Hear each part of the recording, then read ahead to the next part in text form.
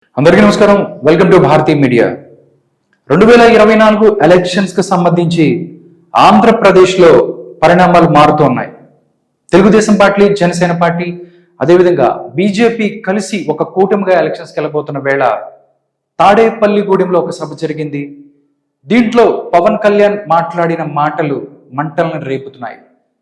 అంటే కాపులకు సంబంధించి ఒక ఇష్యూ నడుస్తుంది.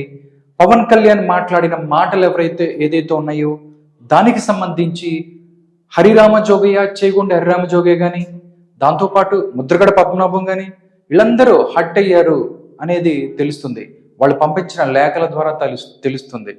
దాంతోపాటు వైసీపీ కూడా పావులు కదుపుతుంది.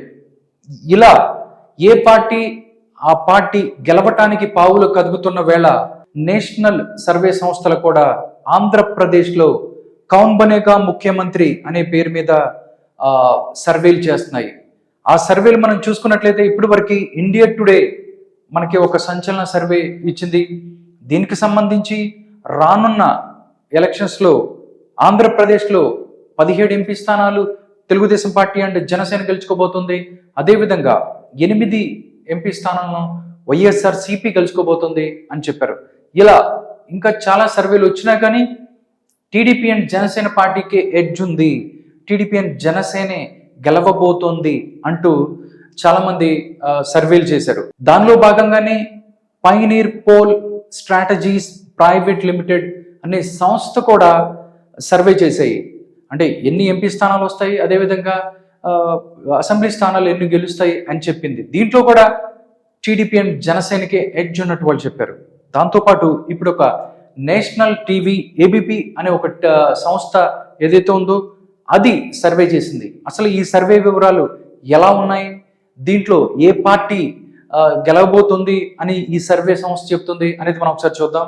ఓకే, సర్వేకి సంబంధించి మనం చూసుకున్నట్లయితే ఏబీపీ లైవ్ అనే సంస్థ సి ఓటర్ సర్వే 29/2/2024 ఈ తారీఖున ఈ యొక్క సర్వే రిలీజ్ చేశారు. దీనికి సంబంధించి ఆంధ్రప్రదేశ్లో తెలుగుదేశం పార్టీ, జనసేన పార్టీ ఏదైతే కూటమిలా గెలబోతుంది, దాంతోపాటు వైఎస్ఆర్సీపీ ఇప్పుడు ప్రజెంట్ అక్కడ అధికారంలో ఉంది. దీనికి సంబంధించి ఎవరికి ఎన్ని సీట్లు వస్తాయి అనేది విశ్లేషించారు. వాళ్ళు చెప్పిన ఒక్కసారి చూస్తే కౌన్ బనేగా ముఖ్యమంత్రి ఏపీ ఎలక్షన్స్ 2024 అనే పేరు మీద వీళ్ళు చేసిన ఒపీనియన్ పోల్ ఒకసారి మనం చూసుకున్నట్లయితే ABP projected range of seats as opinion poll on ABP TDP and Janasena 142. నిజంగా పైనీర్ పోల్ స్ట్రాటజీస్ అనే సంస్థ చేసిన దాంట్లో ఇంకా తక్కువ సీట్లు చూసుకున్నట్లయితే ఇది మన తెలుగు రాష్ట్రాలకు సంబంధించిన సంస్థ. దాంట్లో దగ్గరగా 102 స్థానాలు తెలుగుదేశం అండ్ జనసేన పార్టీ గెలుచుకోబోతుంది అని చెప్పారు. బట్ వాళ్ళు చెప్పిన సర్వేలో ప్రతి దానికి అంటే ప్రతి జిల్లాలోనూ అంటే పార్లమెంటు వైజ్గా శ్రీకాకుళం నుంచి అనంతపూర్ దాకా పార్లమెంటు వైజ్గా ఏ పార్లమెంటులో ఏ పార్టీకి ఎన్ని స్థానాలు వస్తాయి అనేది కూడా వాళ్ళు చెప్పారు. బట్ వీళ్ళు చెప్పిన సర్వే చూస్తే స్వింగ్ కనిపిస్తుంది. టోటల్ గా టీడీపీ అండ్ జనసేన పార్టీ 142 స్థానాలని గెలుచుకోబోతుంది అని చెప్పి ABP live and C voter survey చెప్తుంది. అంటే చూస్తే నిజంగా అంటే హ్యూజ్ మార్జిన్ తో టీడీపీ అండ్ జనసేన గెలవబోతుందని చెప్తుంది. దాంతో పాటుగానే జగన్మోహన్ రెడ్డి ఆధ్వర్యంలోని వైఎస్ఆర్ కాంగ్రెస్ పార్టీ ఈసారి 33 సీట్లకే పరిమితం అవుతుంది అని చెప్పి ఈ సర్వే చెప్తుంది. వైఎస్ఆర్సీపీ 33 ఓన్లీ 33 మాత్రమే వస్తాయని చెప్తుంది. గత ఎన్నికల్లో 2019 ఎన్నికల్లో వైసీపీకి 151 స్థానాలు వాళ్ళు కట్టబెట్టారు. దానికి సంబంధించి ఈసారి 175కు 175 గెలుస్తాం అని చెప్పి ఎవరైతే ముఖ్యమంత్రి వైఎస్ జగన్మోహన్ రెడ్డి ఉన్నారో ఆయన ముందుకెళ్తున్నారు. బట్ సర్వేలు చూస్తే ఇండియా టుడే దగ్గర నుంచి పైనీర్ పోల్ స్ట్రాటజీస్ కానీ లేకపోతే మిగతా కొన్ని సర్వే సంస్థలు చూసుకున్నట్లయితే మొత్తం టీడీపీ అండ్ జనసేనకి ఎడ్జ్ ఉంటది అని చెప్తుంది. బట్ ఇది ABP live and C voter అది ఇది చూసినట్లయితే దగ్గరగా అత్యధిక ఓట్ షేరింగ్ తో సీట్లతో టీడీపీ అండ్ జనసేన గెలవబోతుంది అని చెప్పి సర్వే చెప్తుంది. దీంట్లో ఏకంగా 142 స్థానాలు రాబోతున్నాయి టీడీపీ అండ్ జనసేన కూటమికి అని చెప్తున్నారు. వైఎస్ఆర్సీపీ ఓన్లీ 33, అదర్స్ కి ఏమొచ్చే అవకాశం లేదు అని చెప్తున్నారు.